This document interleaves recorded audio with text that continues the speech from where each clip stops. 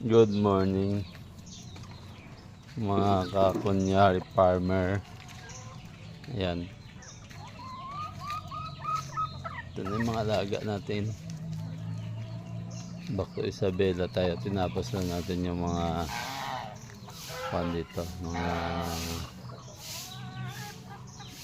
kulungan nila. Andun yung mga sisiyo.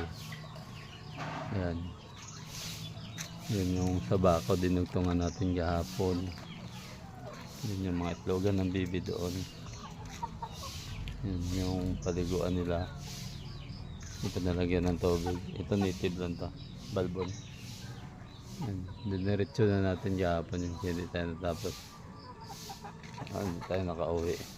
Yung matandang nyug na to, hindi umasenso kasi walang init dito na ano. Hindi lang 10 taon edad niyan. Ayan, dire-diretso na yung mga bakod na yan. Ito, ginawa din natin kahapon hanggang doon, sarado na.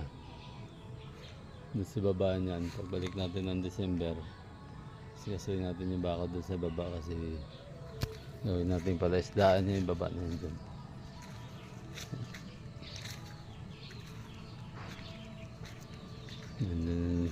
Yan. Wala na kasi sa linis to na nakaraan eh. Pili isang area din to.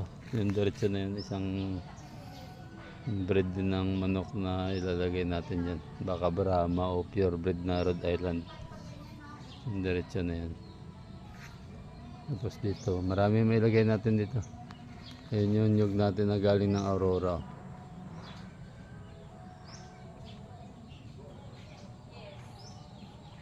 Ayan, yan. Galing ng Aurora. 10 puno yan. Hindi lang natin nasikaso na linisan kasi sa daming ginagawa. Diyan yung kulungan na itlogan nila. Yung nakasolar na rin yung ilaw. Update na lang tayo dito. Iwan muna natin sila dito. By December balik tayo.